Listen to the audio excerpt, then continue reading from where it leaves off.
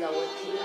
就是因为之前可能你鼾声这方面的情况，导致说好像先生跟你长久以来都是分开，对，因为怕会干扰到先生的睡眠。对，我也没有办法好好休息，因为我会一直觉得我会想要控制。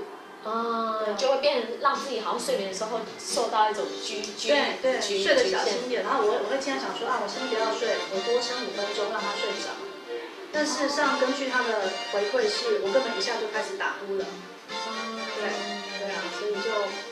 所以后来我们就觉得说，还是各自分房睡，就是可以双方都能够休息。然后关于打鼾的问题，他建议我就是做手术吗？做手术，然后还有在腰后面放一颗网球，所以是透过睡姿的一些改变来尝试在鼾声这样。然后所以我就觉得说，可是我一直不想要手术，因为我觉得那个侵入性，对，而且它可能是一个不可逆的，是觉得说应该有什么方法可以比较自然性的去改变这个问题。对，不要再戴牙套了，根本没有用，你的鼾声更大声。就他还跟我说你更大声，然后我一度也有点怀疑，可是我后来就是觉得说，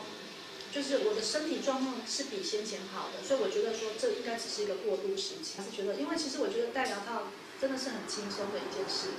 比起去做手术，比起吃药，就是反正我每天只是简单的花几分钟做记录，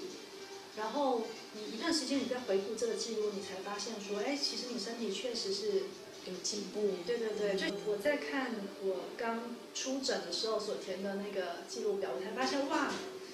我先前8个月前我的身体问题还蛮多的，就是虽然不是很严重，但是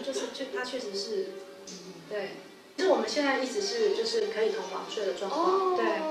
终于可以出国去旅游了，长时间就是这个调整呼吸的时间比较长的话，那个晚上的睡眠监控的数据就会特别好。对，它有点算是一个惯性嘛，就有点算是你睡前训练，然后他就记住这个呼吸的模式，所以他就开始一直执行下去。所以我自己是觉得就是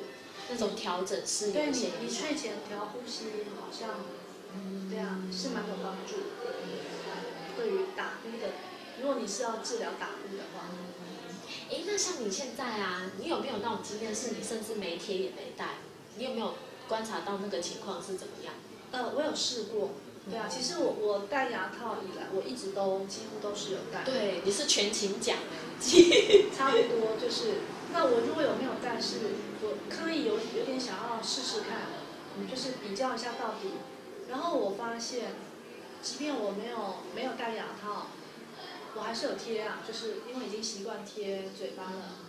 我发现还是比没有戴牙套之前就是来得好很多。就是我觉得就是我现在是因为觉得戴牙套是很有好处，所以你会想要一直戴。就好像是睡眠一个好伴侣。